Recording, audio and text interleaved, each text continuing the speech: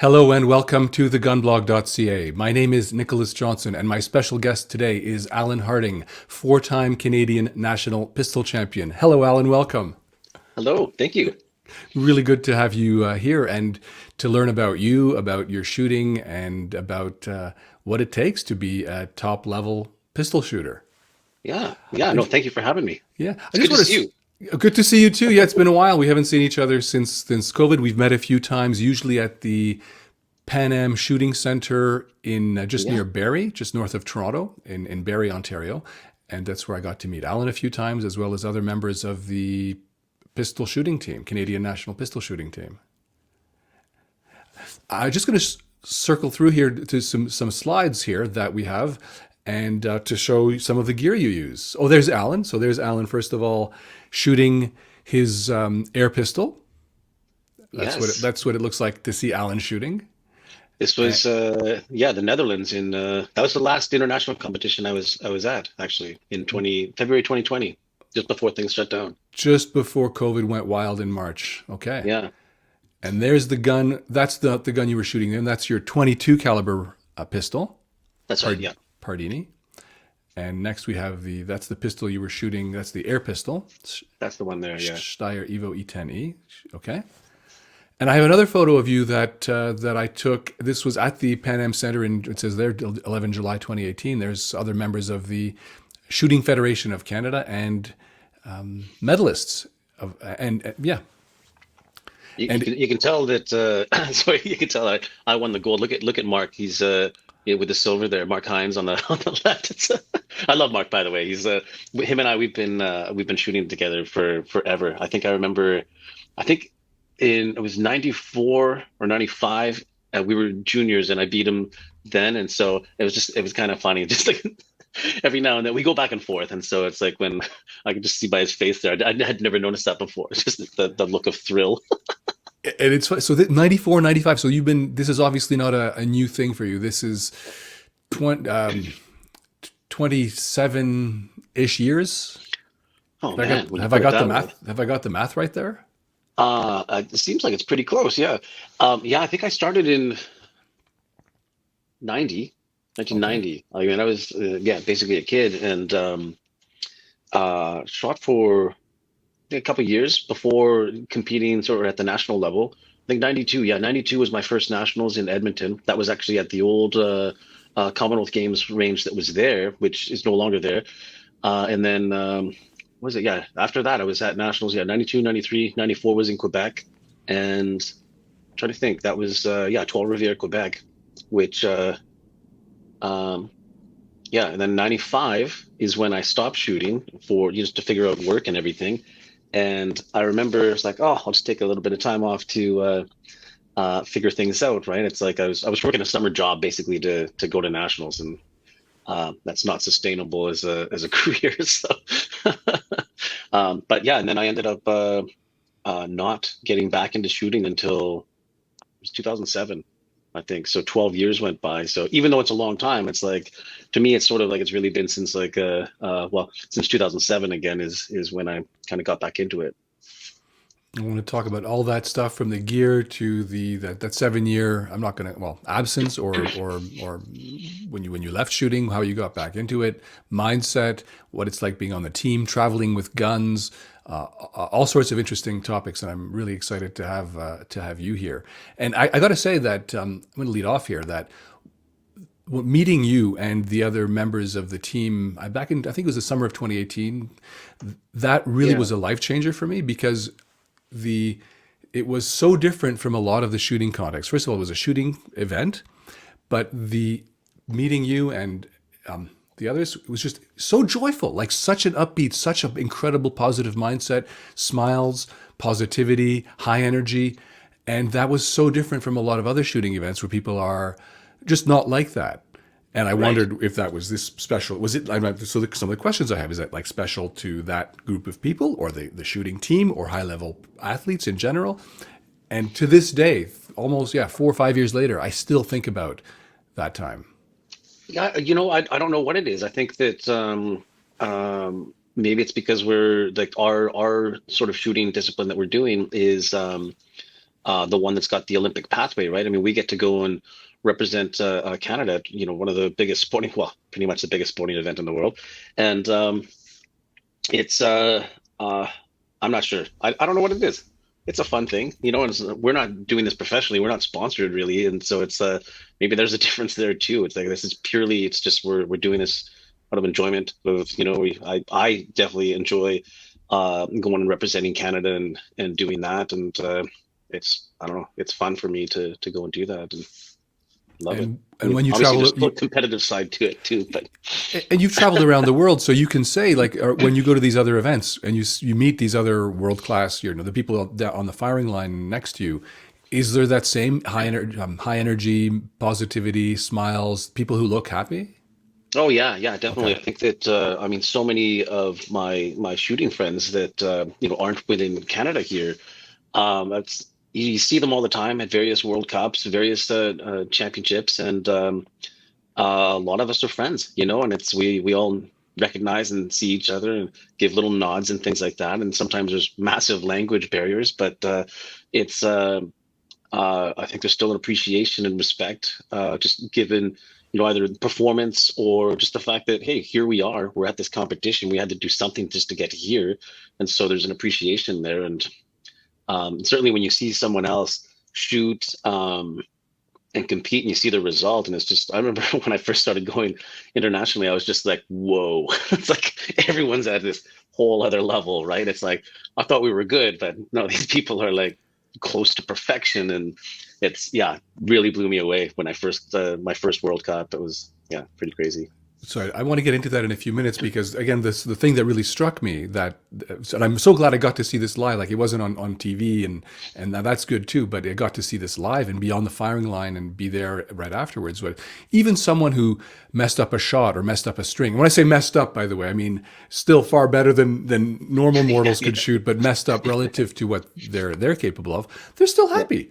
And so in a few minutes, I want to ask you, how do you not allow yourself to get stopped by instead of what happens in your mind and the techniques that you use, the resources, the skills that you've developed, you and your colleagues. But I want to start just by talking about some more kind of concrete stuff. Your stuff as simple as your firearm. Is that Yeah. something that you choose, or is that something that's given? Do you have certain things you have to choose from by the Shooting Federation of Canada, which is the organization that oversees the shooting sports in Canada? How do you even come up with which firearm you're going to use?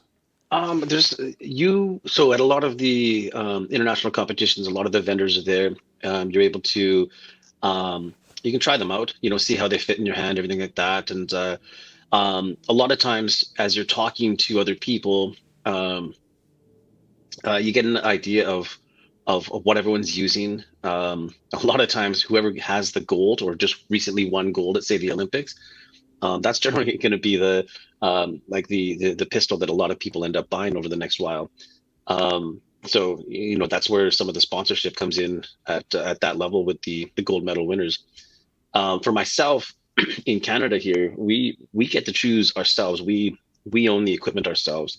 Um, a lot of countries, they don't actually own it. The country may own it. However, I think in well, how do I get it wrong? But it's there's a lot of places are you don't get to choose, and you don't actually own it, but it's technically it's yours as long as you're on the team.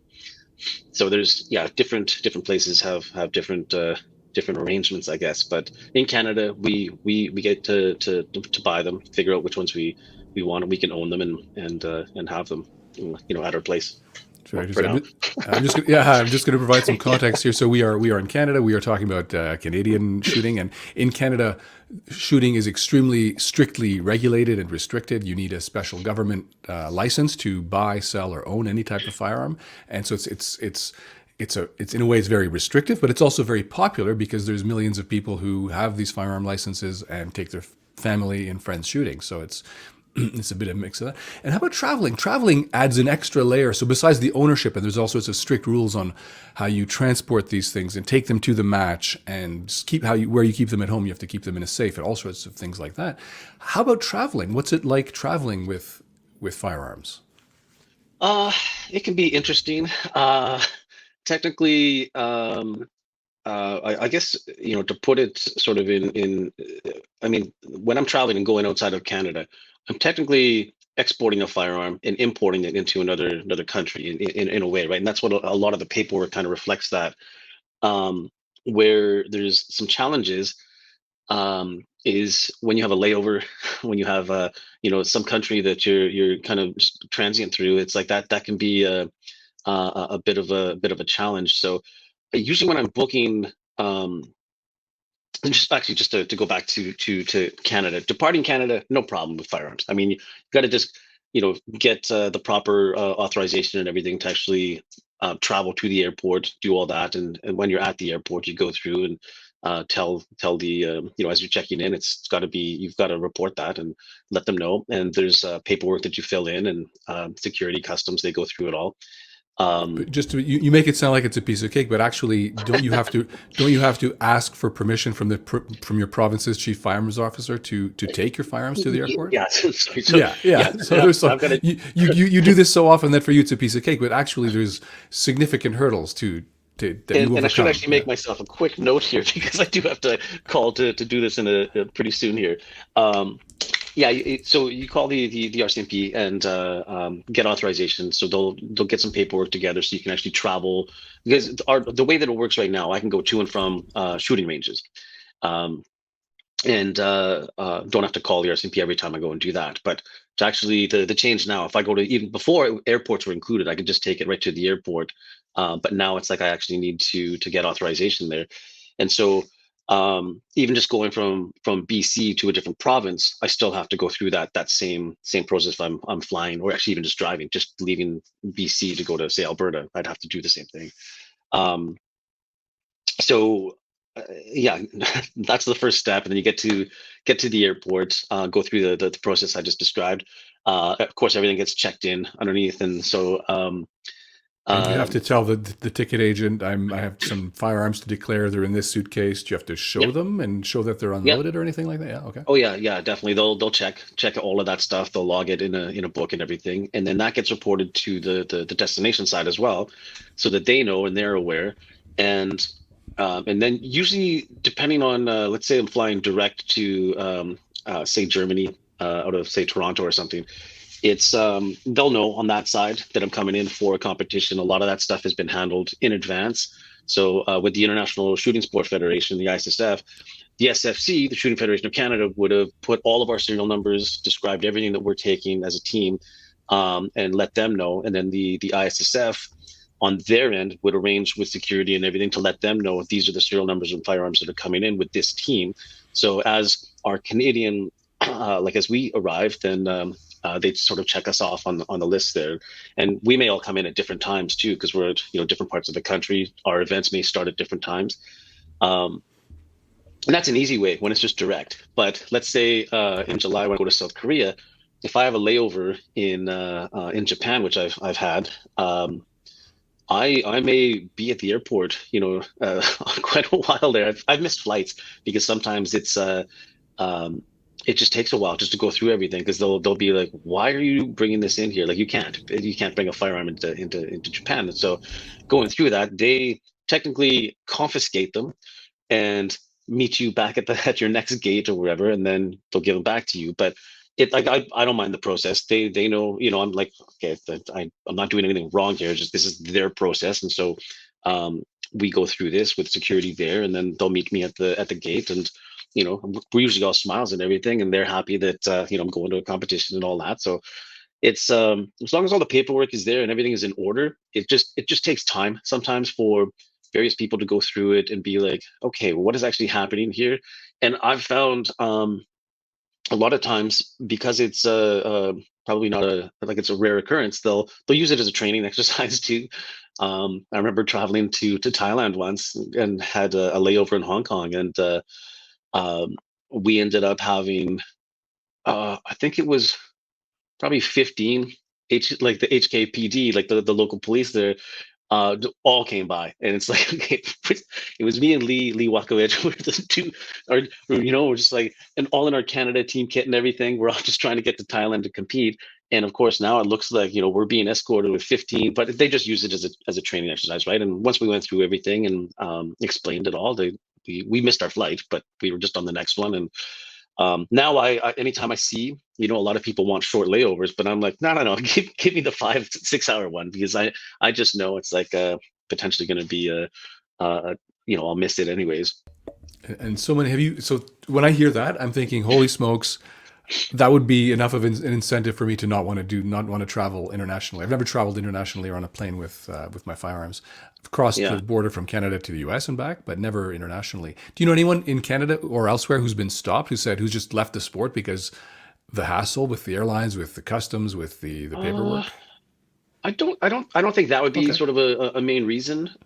It so, can be painful at times. I think I've done it enough times and just have an expectation of what to expect. It gets a little when you have a situation where they just don't show up. Like that's a whole other thing too, where it can be a little stressful. But I mean, the way I look at it is like, well, your luggage might not show up either, right? It's like it's not. I mean, technically, the firearms are probably causing a more of a process because they're taking longer between airports or however it's getting there. But even with that, it's like I just try and give myself enough time to yeah, to to like do that, right? And like there's always a usually arrive like non-zero. 3 or There's 4 always a days. non-zero chance that something's going to go wrong.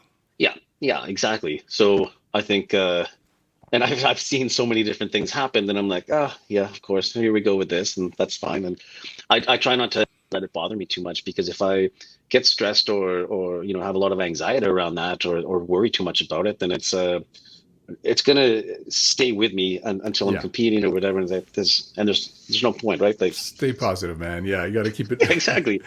And I find that so interesting because I've heard stories from others about yeah, procedures, missing flights, investigations, wanting to get the gun off the plane because some paperwork issue. I want to talk also about ammo. Is do you have the same type of registration and paperwork for ammunition? So we usually list exactly what ammo we're taking, the quantity of it, for sure. You can only take so much on a plane, right? I mean, it's you've got to be careful around like how much you're taking and that kind of thing. So usually we know it's like at a World Cup, you're going to compete. So you'll have practice, maybe compete once, and then well, you would compete once, um, and then for finals, right? So you'd pack enough ammo for all of that. You don't want to come back with any, in a sense, right? Mm, And that just causes more problems anyway. So a lot of times, I would just leave it at the whatever range I was at, and just donate it to their junior program or whatever, and just let them keep it. I just don't want to deal with the problem coming back. But so just give some numbers as a typical day, typical event. How many rounds of 22 long rifle ammunition would you take? uh, oh, geez. Broad I think I numbers, would just I think I would just take a box just to keep it simple. like 100. Or sorry, yeah, like usually I'm just I'm looking at my shelf where I've got some right now, because I was Yeah. like maybe going to the range today, but yeah, it'd basically be two, like yeah, like a no, I guess it would be 150 or so is what I Okay. would take. So Yeah, 150, and that's like that could practically fit in the palm of your hand. Like it's not a huge quantity. It's the cartridges are very small, yeah, it's and pretty small. how long does a match take?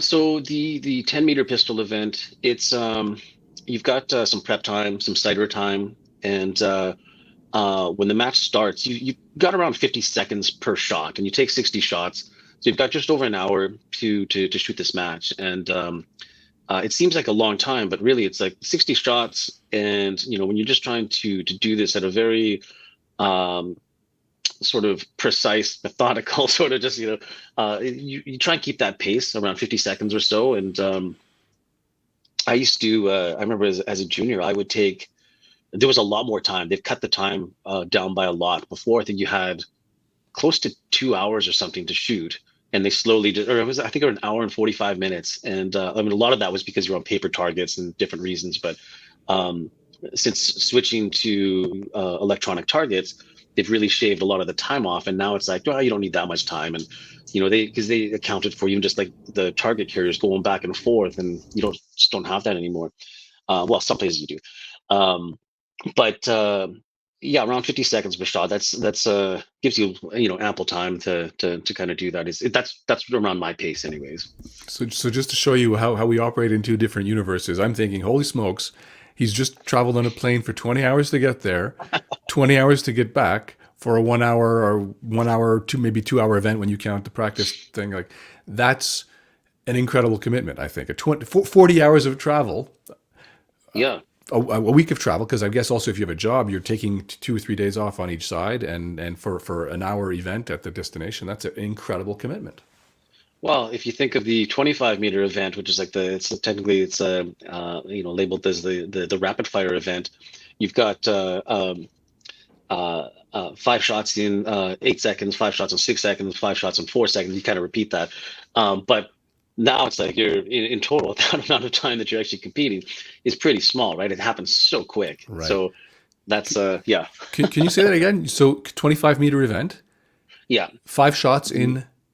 8 seconds, 5 shots in 6 seconds, and 5 shots in 4 seconds. So But to someone it's like still a me, total of 60 shots. and you're holding the firearm in one hand, like we saw in this. So I'm just going to go back to that photo. We're going to put Yeah. that back.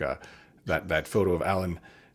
Pop that back on. So how do I add that back on screen? Oh, there we go. Like this. How about just like that? So yeah, you're shooting. Now this is the air pistol. The 25-meter, you'd be shooting the 22.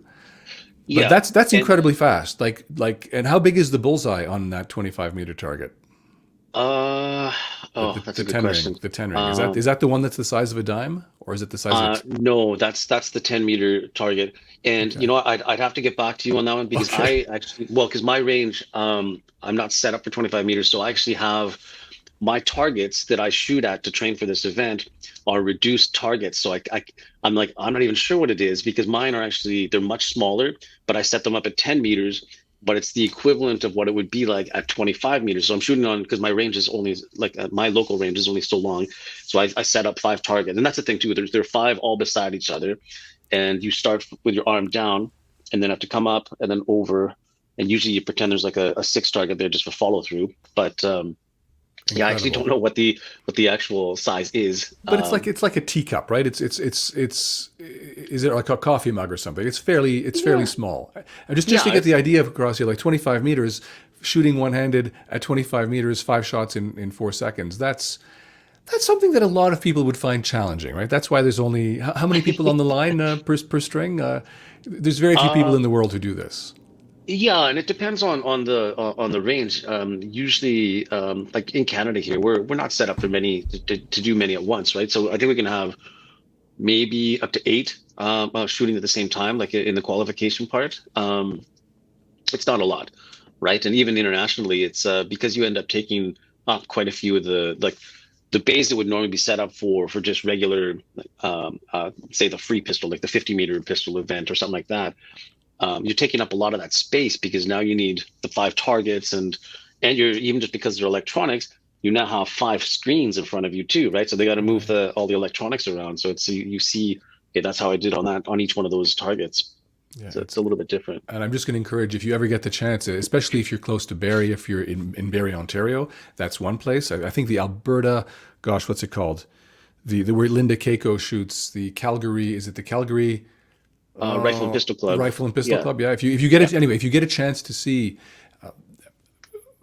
high level pistol shooters or any kind of a pistol, rifle, shotgun, whatever, go check it out because it's certainly very different. I'm a recreational shooter, shoot go firing range and stuff, and it's very very different kettle of fish.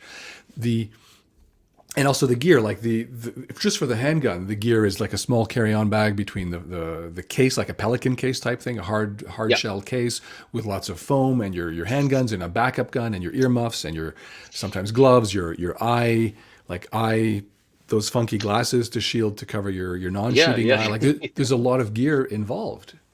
Oh yeah, yeah, Just definitely. And more so for the rifle shooters that even just seeing that, right? Seeing the rifle shooters when they're doing the 10-meter air rifle event, they're in full leather. They got like their footwear, everything is just so crazy. It's pretty funky, right? And well, you have footwear as well, right? For even just for stand, like you're not wearing sneakers. yeah, there's no ankle support. I mean, technically, I could wear like a court shoe, a skateboard shoe. It's almost the same design. Mine, my shooting shoes are a little bit different. They've got a small incline to them, so that I'm actually not completely flat. I'm Hmm. kind of leaning forward a little bit, and it just helps with my balance. Um, the the rifle shooters though, like we don't have a lot of extra support. Like you saw in the picture there, I'm just shooting just one arm. I've got the Hmm. other arm just in my pocket there. The rifle shooters, and so in that event, I'm shooting at like the 10 ring is the size, about the size of a dime, right? It's pretty small, and that's at 10 meters, so 33 feet.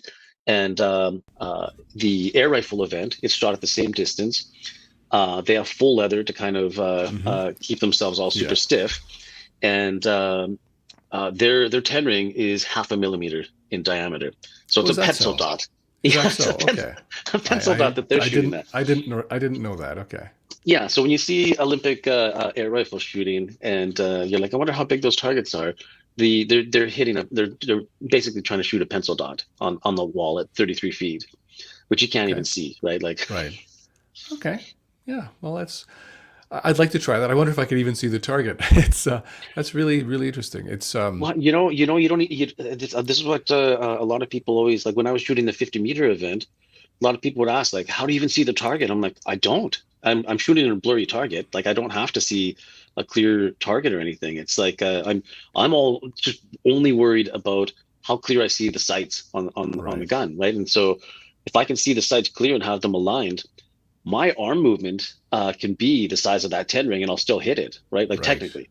I Right. mean, I wouldn't want to be moving that much, but that's how much I could be moving. As long as the sights are aligned, I can move the size of the 10 ring. My arm could be moving that. As long as those sights are aligned, it'll still be a 10. So when you think of it that way, it's like it doesn't matter about being able to see the target.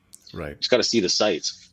I've heard that referred to as indexing the target, and where you essentially the way it was taught to me for the type of shooting I did, more recreational, competitive, not world class. But you want to in this case, the front sight was cutting the. You could see the target. You need to know where the target is to Yeah, identify that yes, that is in fact the target. But you yeah, don't yeah, need to yeah. see it clearly, and just cut the Right. target in half and line up vertically and line up the way you want to line up. And you're but yeah, the focus is on the front sight. You said Yeah, something also. You just threw something in there. 50-meter. So you're yeah, shooting that 22 pistol. You're shooting it single-handed at yeah. 50 meters. Well, that's at 25 meters. So there's a different one Oh, that's okay. shot at 50 meters, Okay. and it's got a bit of a longer barrel. It's Okay. just it's I don't really compete with that as much anymore. It was dropped from the Olympic program for the last Olympics, so it's You're missing it my won't. point here. You're shooting a handgun at 50 meters. Like Oh yeah, yeah, yeah. Sorry. that's insane. Yeah, and that ten ring is about it's about 2 inches. But you're doing the exact same style of shooting that I was doing in the 10-meter. It's one hand off to the side, and yeah, the 10 ring is about 2 inches at 50 meters.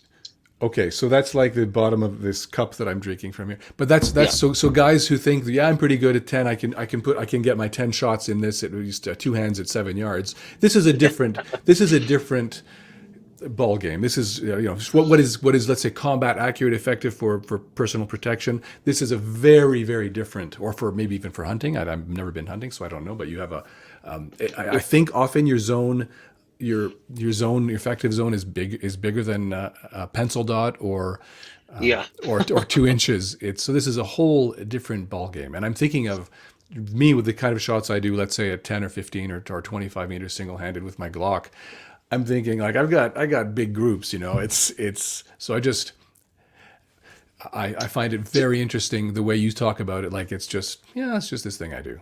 oh yeah, yeah. Well, I guess so, and that's something that well, also I try not to if I stop and actually think about too much about like what I'm actually doing, then it's just like then I'm like, whoa, how am I even doing that? Right? Right. So it's like as long as I'm like, well, no, of course I am. That's just how it is. Of course I shoot at a 10 ring at that's 2 inches in diameter at 50 meters, and that if I just stay in that sort of mindset, it's not a big deal. I don't worry about it. There are times where I'll stop and I'll be like, man, like if I'll look at a like say if I shoot a personal best or something like that, and I'm looking through my targets, I'm like, wow, I did really good. And like then I look down at the range or start talking to someone about it and see like the grouping of my shots. I'm like, okay, man, that's pretty impressive. And but yeah, I try not to focus too much on that. But And I want to come back to this because this is in a minute. I just want to get in also into some, okay, ordering thoughts here. How much does it cost to shoot for a year at your level? Uh, during non-pandemic times when there's Yeah, yeah, let's say uh, 2018, 2019, 2017. yeah. So those, I think those years traveling a lot, I was trying to get to as many World Cups as I possibly could. I think it would, and just with ammo, maybe changing up my equipment. Like the air pistol you saw there, that was around 3,000, right? Like that's what that costs. It's from Austria, and it's about 3 grand So the to gun for costs 3,000 Canadian dollars plus yeah. taxes and whatever. Well, that's around all in, Okay, right? With okay, just all okay, the import fees, everything. It's about 3,000. okay. But I mean, I would usually, probably replace that like every 2, 3 years. Get a newer version or something, and um, But airfare, hotels, yeah, it's taxis. you're over 10,000 easily, right, per year. If you're trying to do this, then there's I think one year I remember is like I was approaching 20,000 or something like that, right? To just like, and I traveled quite a bit. I think it was 2014. It was a pretty expensive travel year, just with Commonwealth Games. There was just a lot of different events that were happening, but And when I talk gets to expensive. and I ask the pistol shooters, they say, if you think we're expensive, ask the shotgun shooters because the shotgun shooters alone, the shotgun can cost like a base model, isn't it like $15,000 or something? Or am I Oh making yeah, that? it can go way higher than And of that too. course, it Yeah, could go way higher. Yeah, yeah. it's a whole. So this is an expensive, and also your ammunition. A lot of high level shooters shoot Ely, I believe, Yep. Eley, Yes. Yeah. and that's not where you buy a box of 500 for $10. Like that's not your bulk 22, right? How much is a box of Ely? Uh, I don't. So I would buy it by like 5,000, or so buy a whole lot kind of thing, right? And Okay, so, um, I can't remember how much I okay, paid, and I know I got a discount too. But that's something though. Like even just with the 22, like I had that the rapid fire pistol that you saw there in the picture, the Pardini RF. I had that shipped to Calgary to a place there that I think they're the only ones that distribute Ely, and it's the Korth group, and yeah, that's the one. So I had it shipped there from the local, I'll say local, but the Canadian dealer that brings them in. Um, Shipped there. I drove down from Calgary where I was shooting, and then met up with them, and then we do testing of ammo. And so they're the only ones in Canada that can test the Ely. Like, well, they can test any ammo, but they have Ely, and so they're all set up to do the testing there, and they've got all this software. You can test just a bunch of just Ely ammo or any ammo, and see just differences between each of the different ones, right? Like it's the same ammo, or technically, but made on a different day or whatever, and some of it just works better in a barrel. And so interesting. going through that process, I mean, there's a cost even just to do that. But if you end up buying ammo, they'll remove the fees for that, but you're taking up staff time and all that. But So if I get the idea, you'll shoot. Let's say I don't know some number of boxes, and yeah, the one that works best in your gun, you'll say, "Give me 5,000 rounds of that specific batch." that's right. Something Yeah, like that. Okay, yeah. And I incredible. think we tested when I was there. I think we tested. I think 25 different ones. So there was quite a few. It takes time because you go through and then you repeat the process just to make sure that there was no like real little false positive type thing. And sometimes Right. you get a rogue flyer or whatever, but the averages are kind of what you're looking for. It's just like which one on average is going to give you the best grouping of shots and give when you're down to millimeters here, you want Right. to make sure that breaks that 10 ring so that it's scored as a 10 and not a 9, right? Like that's a And big difference. that's the difference between gold and nowhere. Yeah, that's right. Yeah. Yeah. And I just want to say also here, Korth Group, Korth, like you said, they were Yeah. the one of the first people I did an interview with. I visited their office, their location, just outside of Calgary, and it was Yeah. incredible. And to this day, I think back to that and shout out to Terry Korth, Yeah. and this is a great time to make that comment. The and also Linda, there's the photo we had here a second ago, Linda Keiko, who just came back from the Korean Olympics. Let me put that up here. No, what did I say? Did I say Korea? No, that was 2016. She just came back from what year is it? No, It's yeah, 2022. Well, it's yeah, She was in Tokyo last year. I offset by COVID and everything, but yeah, yeah, she's the person, the one just to your left, so to our right. that's right. Yeah, She's I think she's the first person I did a video interview with way back in 2016. So that's Linda's the best. how She's things one are of my connected. favorite shooters.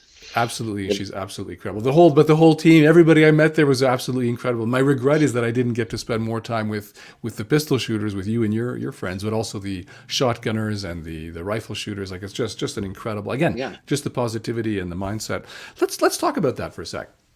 sure. Even something as like the thing I was asking about a minute ago about, oh my god, like, you know, the oh my god, it's overwhelmed by when you look at the details.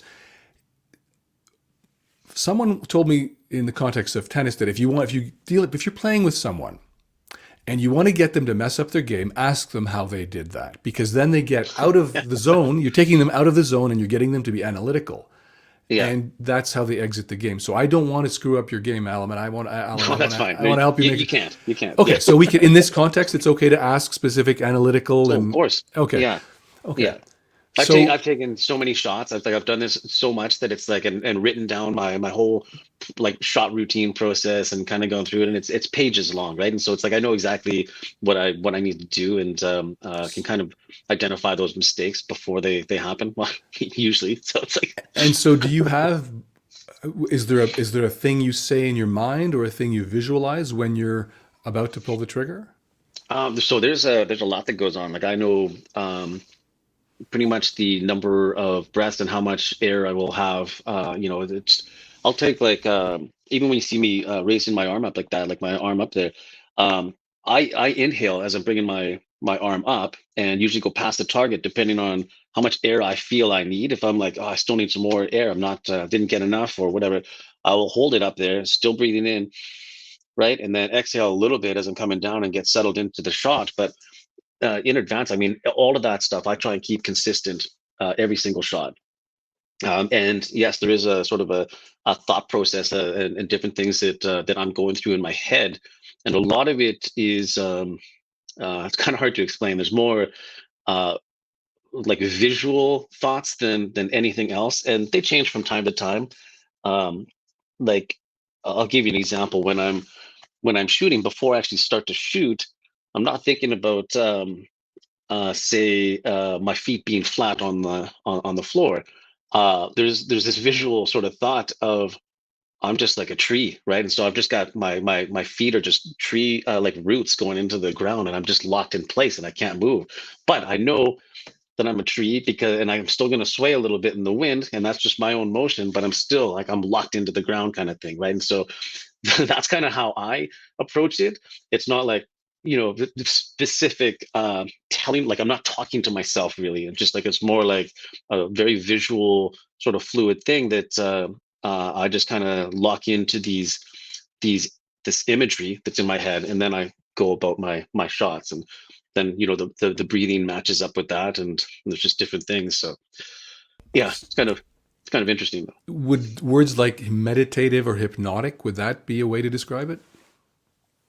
I guess so. I think because I do a lot of dry firing and visualization and everything in advance of that. I think that's why I try and keep it a lot of it less wordy in my head. It's easy to talk to yourself too much, and I find that the moment that I'm actually hearing words in my head or telling myself words, that's the moment that I'm not focused anymore, right? I'm not, Mm. and so that's when um, I know right away. It's like if I have an actual thought, like, oh, I'm hungry or whatever, just as a random thought, because those happen, they'll just pop into your head, right? And so, but as soon as there's like a clear um, thought that I can kind of hear as words, or an actual thought like that, then it's something where I'm like, I'm not focused right now. I'm not going to be ready for this shot. And then I try and I basically will just abort, just kind of reset and do that again. But I try and keep things more at a visual level in my head, because those thoughts that come in as like actual sort of sentences, those will usually mean that I'm not focused right now. I'm not into what I need to be doing. And I see you're wearing ear protectors, I guess, ear muffs. Do you also listen to any kind of music or No, some, you're not nothing? allowed. No, not allowed. No. Okay. Because No. what I imagined was, oh, maybe some people have a thing like, I am the best, I am the gold winner, I deserve this, I make Oh, I'd beautiful love that. shots, like, but in your case, your case, you're not like positive, you're not doing like a positive mantras or something like that. You're non-linguistic. I get you're All much. of that stuff would be ahead of that. So before say this event here, I would basically you're allowed time to, as part of your warm up, you can do some dry firing against a wall, and no problem to listen to music and do that. And I actually really enjoy it. Like if I'm shooting for fun at home and not in super training competition mode kind of thing, I'm just shooting just because I enjoy it, I will put music in, listen to whatever I want, and really enjoy that, right? I enjoy that part of training. You're still shooting, you're still training, still part of it's a different exercise, but at least doing it that way, you're able to appreciate shooting and still listen to music, and it's more of a fun thing. But during a competition, you can't have any devices, electronic devices like that. Even if you have a smartwatch, you have to take it off. Technically, your coach could actually send you a message to your wrist, right? Like, hey, come off the line or whatever. So there's you can't have any of that happen. So if in that example, a coach would have to talk to one of the range officers there, and they would get Mhm. your attention, and you go about it that way. But yeah, so you can't listen to music or anything like that. And there's mental prep, and I got basically a very polite, kind go away message from is it Lisa Borgerson, Lisa Borgerson, yeah. who, when I was visiting you guys up at the Pan Am Center once, you were getting ready for the match, and before the match, I'm probably asking 1,000 questions and listening to your stories. And Lisa comes up to me, hey, they've got to do their mental prep. Can you like go away? Like let them get into the and. Yeah. I guess also the question here is, in terms of mental preparation, do you think that what you do up here or wherever the mind is, what you do for your competitions, how does that relay to life? How does that connect to the rest of your life? Um, yeah, so I think that there's I don't I've always, so to me I've always enjoyed the discipline around shooting, competitive shooting and everything. And going through the routine of having practice times, going through the shot routine, doing it all, especially ramping up towards an event.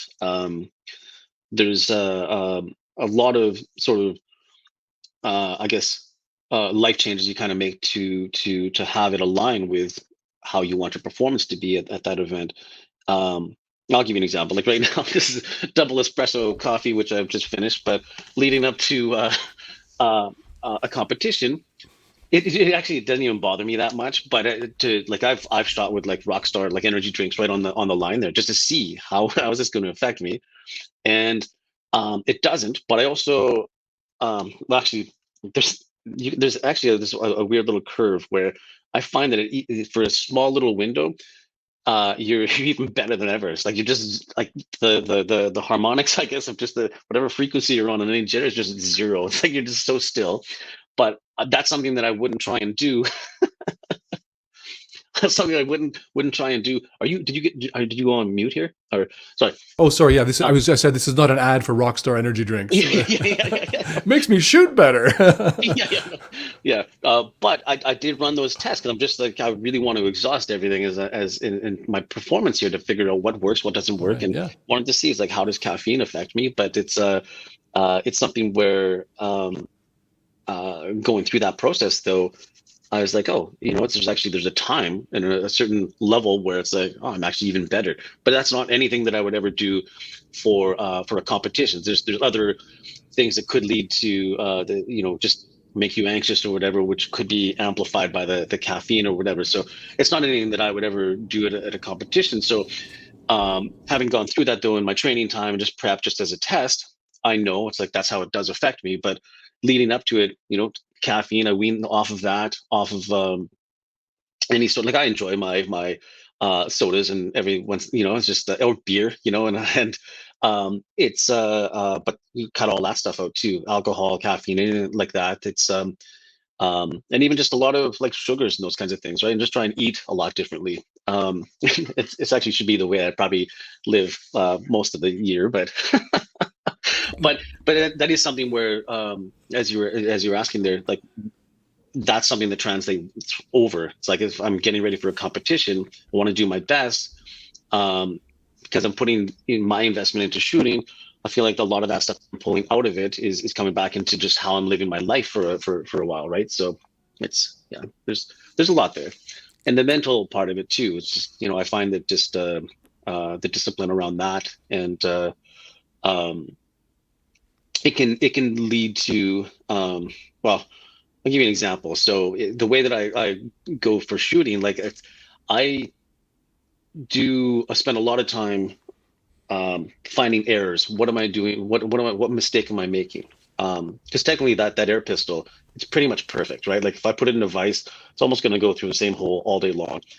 So I know if the equipment is perfect, and I don't shoot a 10, I did something wrong. It's on me. And so finding those human errors that get made and kind of figuring out, and uh, it's basically debugging code kind of thing, right? So it's like you're going through that, because that's what I do. You can see all the stuff behind me. That's something that translates well over. It's like I'm doing that, trying to find all the errors, and to see what I can improve on or change, right, and optimize essentially. Because it's interesting because the way you and the other teammates occurred to me, and you in particular, we've spoken on and off over the past few years, is, and especially that that momentous day when in 2018 I visited the pistol team. There was smiles, there were high energy, this thing, positivity, but I noticed there was no, what I noticed while I was there, for no sarcasm, no complaints, no blaming, none of it was also a politically fraught time. Bill C-71 was just being Right. in the legislatures. There was a lot of worry or concern around political and legislation and regulation, and might and the government's intentions to essentially eliminate handgun ownership, and that would kill the sport. But there was none of that. There was an incredible straightness of language and joyful people. That's the image that I went away with, and so that's why it was so different from a normal interaction that what I'm going to call normal with other people. There'd be some jokes and banter and sarcasm and jabs and complaints about the government, and there was none of that in that time. So either I got this Right. incredible idealistic romantic a few hours with you guys, or some of the positive mental training that happens for competition does actually Hmm. extend to the rest of the life. And my Yeah. Oh, yeah. hypothesis is Definitely. that it does. That when we talked, also just going to finish this, when we've talked, you have ups and downs. You're a normal human being. You've got ups and downs, just like everybody, whether it's family or career or health or relationships or finance, whatever. Everybody's got their ups and downs. But Oh, yeah. somehow, I've never heard you complain. I've never heard you blame someone else for quote unquote what's going on in your life. No. Yeah. Especially with when it comes to shooting. Certainly I not. was, I Yeah. was I was kind of laughing as you said that, because I was thinking of a moment where I was parked just at a brewery, just having lunch, or no, I guess it was dinner at the time, and Breakfast. no, no, Brewery I was having I was breakfast. I was trying to think. It was I was mixing up two stories, but no, I was there. I was there. It was at night, and uh, empty parking lot, and this this other driver, young kid, new driver, and lots of space, but backed into my Tesla. And I remember going out there and thinking, I'm like, I saw it and I just could not believe it. It was a quite a bit of damage. And You weren't even in the car. no, no, it was parked. I was inside the Okay. restaurant. I got Okay. the notification, the car alarm was going off, Okay. and so I went out there, and it's kind of funny because they're like, oh, I'm like, did you hear the car alarm going off? And they're like, yeah, we bumped your car. So I'm thinking like, they're skateboarding or something. And then I looked at the car and I'm like, oh man, you guys didn't bump into it. Like you hit it. Like, and so that was a moment where I was like, I couldn't believe it. I was like, I was inside, just like just enjoying just my time. And then I remember I was just like, I'm walking away, and it's like, yeah, that was a time where I was just like, just speaking of the low, I was just like, I dropped a pretty epic F bomb as I was walking back. I'm like, because it's just like this was something totally out of my control, but it just seemed like, why did that happen, kind of thing, and it just didn't need to. It was about 20 grand in damage. The car's in the shop right now, and I just couldn't believe it. I'm just like, oh. But those things happen, right? And so, I mean, I laugh about it now, but it's like, just couldn't believe it at the time. But it was just like, oh man, it was funny. Do you think that high level athletes, maybe shooters in particular, I don't know, but high level athletes have something that they've trained their mind to, whatever, have they've got the upset, they deal with it, F bomb, whatever, and then they bounce back faster than others? Yeah, I mean, so to tie this back into shooting, I take every single shot that I do is its own match, and that's how I try and approach it. Try right, so it's like we've got 60 shots. To me, it's like I'm not going to dwell on, maybe I shoot a 9, maybe there's an 8, right? I'm not going to shoot or not going to worry about that for this next shot. It's like there's no value in doing that. So wipe the slate clean, and just focus on the next shot there. That's just the easiest way to do it. But you can still be upset at that moment, and then just kind of self-reflect and be like, okay, what happened here? What went wrong? Maybe just take a step back, talk to the coach or something, and then just reset. Right? It's like take the next shot, because worrying about something that happened in the past is just not gonna do anything. So in a way, when I came outside and saw the damage on the car, that was, well, actually, it's not even really related because I didn't do that, but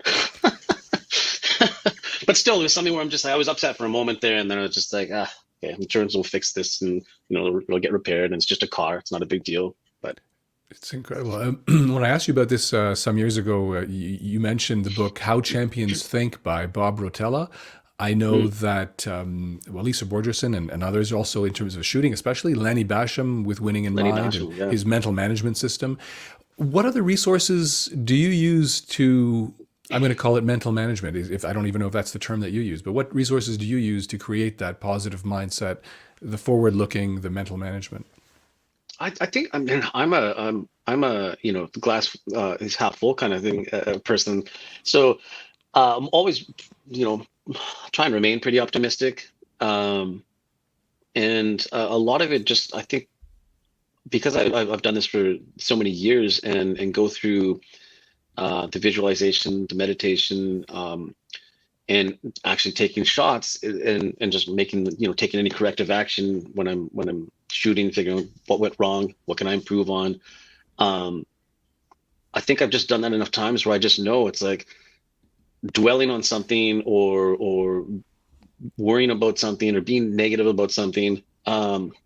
It's there's If I can use that, but use it up to a point where it's like turns it into something positive, right? Like if I just stay focused on what that negative thing is, and just be like, oh man, I can't believe I did that, and spend like the next hour just talking about that to other people, and just reinforcing that, there's nothing's going to come out of that. But if I look at it and be like, okay, what went wrong?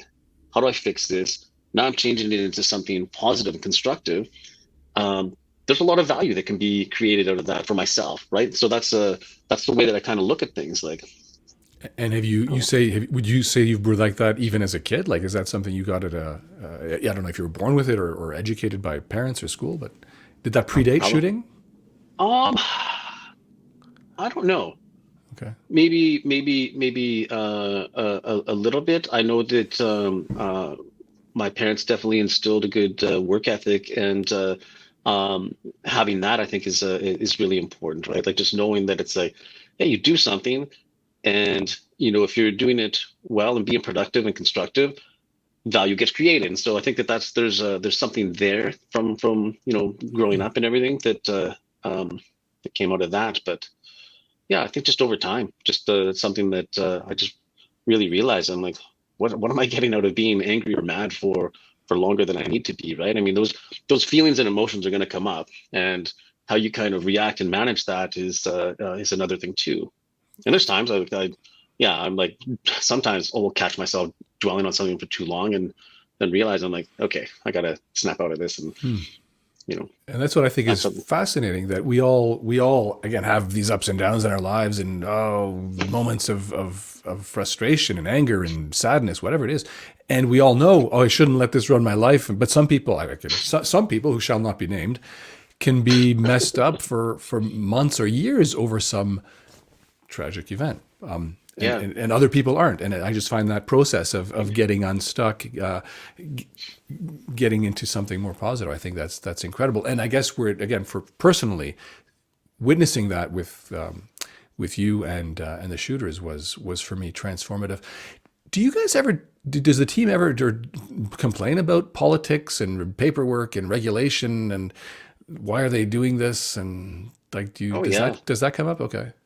Yeah, yeah, it definitely does. I mean, there's And just to some context there, the federal government that's been in power in 2015 has really been shutting. I talked earlier that government that firearm ownership is extremely regulated. The current government is really adding paperwork and confiscating firearms and is wanting to eliminate handgun ownership, which would again kill handgun shooting. yeah, yeah, it totally would. I feel like they would still try and leave some little rule in there so that they're not completely scolded by everyone that they would still allow for like Olympic shooting or something like that. But to me, it's not fair. It's not enough. It's you can't just have everything just be oh, we're just going to choose the Olympic events and still allow shooters to shoot those. It's already so difficult to get into the sport and within Canada, even just try and find the ranges to even get to a high level, right? Like I was saying, I'm not even sure what the target size is for the 25-meter event because I have to use reduced size targets for 10 meters because my range isn't long enough, and I don't have the time targets or anything like that. Like I take a piece of cardboard that I've measured out and know the exact distance that I need to. That's been reduced by math there to figure out how far how wide they need to be and how far spaced apart they need to be at 10 meters, right? But it's like I'm trying to recreate the 25-meter experience at 10 meters with smaller targets, and it's that's what I need to do. And so, yeah, within Canada, it's so difficult to even get into the sport, right? It's I think you said this publicly also that you can't just have a carve out for Olympic level people. It would be like having a carve out for whether it's hockey or football or soccer, any sport. Oh, we're just going to allow yeah, the World Cup athletes. Well, yeah, you don't start at the World Cup. You start at the local ice rink or the local park, and in terms of ball sports, and yeah, that's where you start out. And then you maybe join the school team, and then you join the community league, and then the regional league. Like you can't just have a carve out for the world athletes. You gotta. There's that whole growing up period that that's right. the local Yeah, sport, the local shooting range, the back of the farm, the whatever. yeah. The back of the farm. Is that where you shoot? Well, I no, it isn't, but there are people who, I know, I agree. I've yeah, never actually shot or seen that, but it's just like yeah. that. But That's not bad. there are people who shoot, and they've got big ranches or big properties, and That's true. they're equipped to shoot in the backyard, and Yeah, where no, it's you're legal, right. or in their basement. Maybe there's some people who have gun ranges in their basement. I don't know. I don't know. I hope so. I For certainly hope for so. for rifles, for only for But rifles. you is what one thing that really strikes me again about you is you have been vocal publicly. I've interviewed you. I've quoted you. You can go to TheGunBlog.ca, search for Allan Harding. You'll see some of the interviews we've done about sports, but also about speaking out against the political oppression. Yeah. And a lot of you're one of the very few national champion shooters who I hear doing that. And I'm wondering why are you special, Allan? Oh, What makes you what makes you ready to speak out when a lot of people won't? I'm not sure. I think that well, for one, I'm pretty active on Twitter and social media anyway. Yeah. So it's some people just aren't. It's not something they're super comfortable with. I don't mind. Like I'll tweet out just random stuff and usually a lot of Tesla related things. But You've said some strong political things over the years as well in response to certain politicians as well. yeah, yeah, definitely. And it's tough because sometimes when I do that, it's there's a lot that bounces back, right? It's like there's a lot of people that they don't understand the sport. Um, they automatically group me or pull me into thinking that I'm, some like violent criminal type thing, or that's what I want. I'm just like, but they just don't understand, right? They don't understand the sport. And I've had friends that I've taken to the range who weren't necessarily comfortable, and then they go and they're like, "Oh, I get it. Okay, it's totally not what I thought." Right. And so, but going to the social media, and I've posted some things on there, and they're all just my opinion on how I think that just how it's affecting me as an athlete, and I get grouped into a lot of things, and um, there's been times where it's made me I don't know, they're a little uncomfortable, a little sad that Hmm. there's so much negativity and everything, but that's also Twitter, and that's also, you got to kind of just not not worry too much about it. But I know first few times being vocal about something like that, and trying to express my how it affected me as a an athlete on the shooting team here in Canada. It Yeah, it took me a while just to get used to that you have to just like tune that out and just like not even worry about it. I used to reply to everyone. And then I'm just like, no, I'm just feeding trolls kind of thing, right? So Yeah. I don't even bother. It's just like most of it I will ignore unless there's something that's like a valid question that I'm like, oh, okay, this person is actually curious and wants to know a Right. little bit more. Then I'll invest some time in that. But um, yeah, and I think that's one reason why some of my teammates probably don't engage in that way, because it can get stressful. Like Yeah. I remember after one of the ones there where I was talking about something. Yeah, I started getting weird phone calls, and I'm just like had to. It's just like I'm like, what? Like why? Because like I know my phone number is usually it was probably online there somewhere, and so. But yeah, so it's just That's I'm like, yeah, it's strange. because first of all, I'm appalled to hear that. But you were getting weird phone calls, I guess. Some sort of weird phone calls after you said something about, hey, if you ban handguns, you're gonna kill handgun Yeah, shooting. Like, essentially, yeah. And it was mm, just like just no, don't understand. Like they're not taking like the time to actually right. appreciate that. But you do a Google search, you can probably find my number. I shouldn't say that, but it's like Yeah, no, no, no, do not. Well, yeah. No, yeah, no, but it is, yeah, it at the but if time it someone really was wants to listed find on you, like they're gonna find a way, right? Anybody yeah, can. yeah, I think I had like my like um well, anyways, it was on there somewhere, but yeah. Okay. How did COVID? First, I want to also before we get to COVID, just you travel a lot, and you've had I guess must have had, or I know you had incredible support from your employer. How did you? How can someone who doesn't have that support? How can they do this sport? Um it's I mean, it might be easier now. At the time I was working remote anyways, and did that for pretty much the duration. I was pretty much at the same company um while I was shooting internationally up until 2019. And so working remotely, that makes it easier, and I think now with COVID and everything, and a lot more people having that, being comfortable, even though I was traveling quite a bit, I'd still be working from a lot of those places, and that was its own challenge too, right? Like if I go to Munich and I'm traveling and like competing there, um, by 5 o'clock, it would be like 9 a.m. kind of thing in on the Pacific, like the West Coast here, and so a lot of my team was in San Francisco and in Vancouver, and so I was like, oh, okay, I'll go and shoot, end my day there, and then start my work day at 5, and do video calls and be on meetings and answer emails and do all that, and then go to sleep and repeat the process, right? And Because you were so working for a company based out of California, yeah, so huge time zone difference. Yeah. yeah, but kind of worked out well where it's like I could shoot and do even just do some sightseeing or whatever there, at the range, watching teammates do whatever, and then get back to the hotel and start my work day. It's again, it's incredible. How did you get back into shooting after you left that 7 year where you didn't shoot competitively?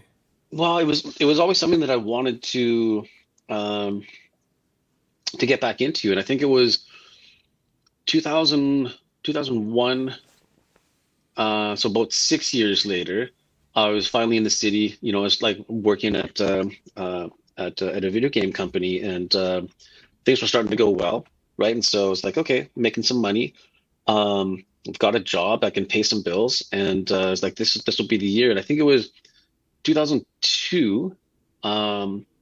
I bought an air pistol, like a new one, just to get up to date, and tried to get back into that, and just didn't work. Just the trying to uh, be at this game company and do a hobby. It was just at the time it just wasn't aligning well.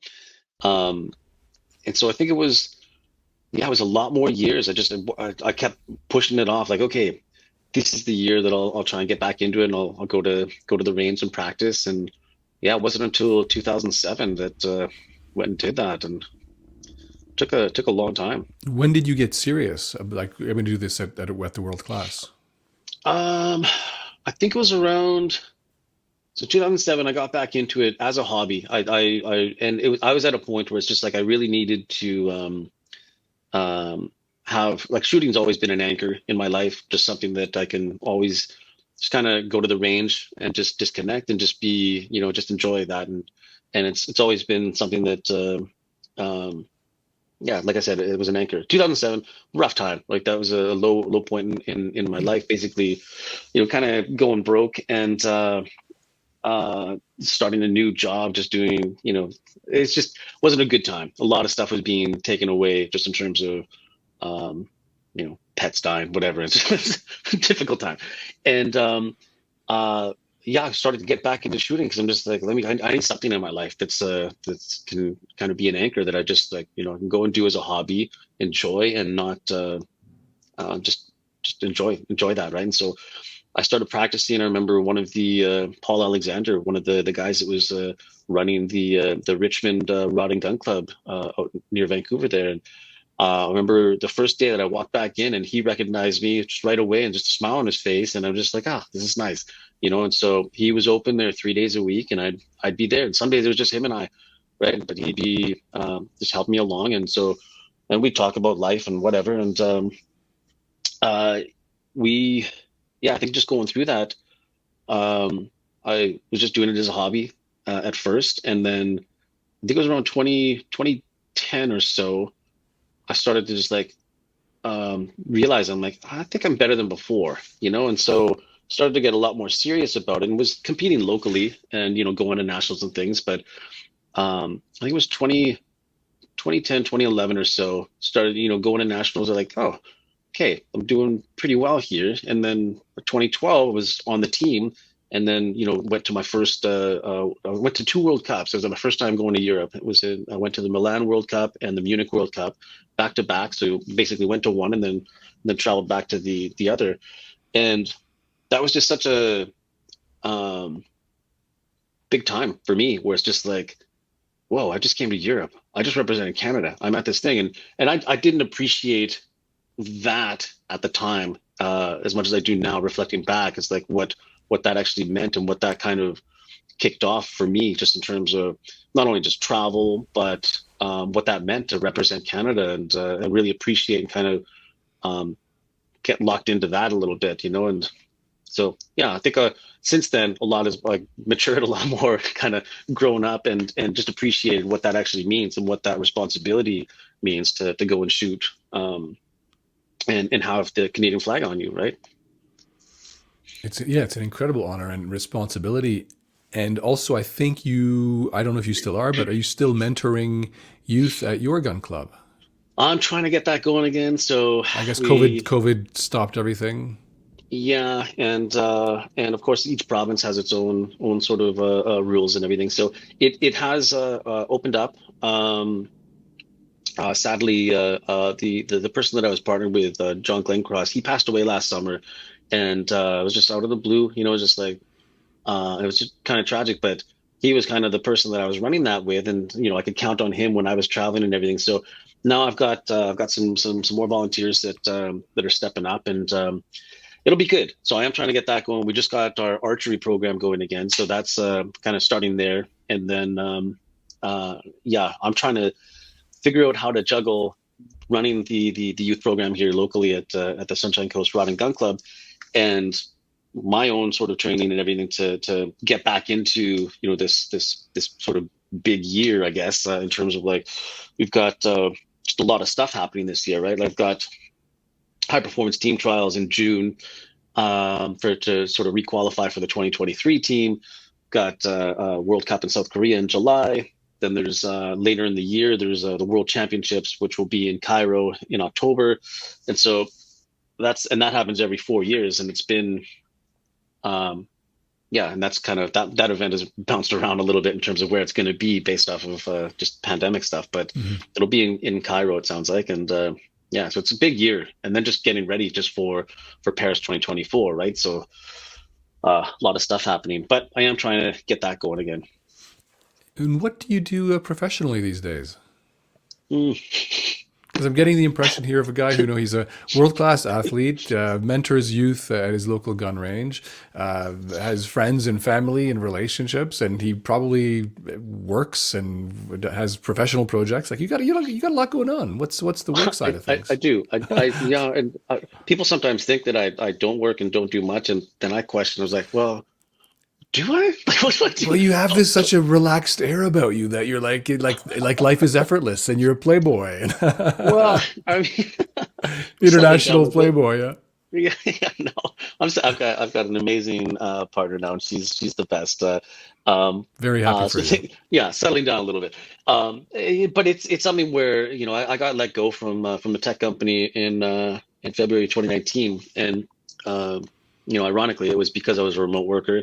Now a lot of people are, but um, yeah. And so after um, I took that year off basically, just with severance package and different things. I was just like, oh, let me just focus on shooting for a bit. And that was the year like I was trying to get ready for like the Pan Am Games in Peru. Um, and so yeah, I think I've got a lot of software projects that I do. I've got lots of little investments that I've made in some startups and different things, and hopefully one of those will take off at some point. But yeah, it's Would it be fair to characterize you as an entrepreneur? oh yeah, definitely. Okay. Yeah, I Yeah. even yeah, I started a construction company um, last year in May.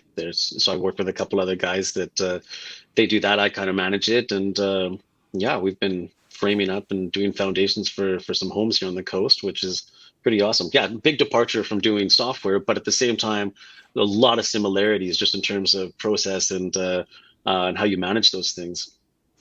The one difference is you can't. There's no undo feature when you're doing the frame. Not gonna. Well, it's a lot more It's more destructive. involved. Yeah, Yeah. You don't just control Z and it vanishes. no, exactly.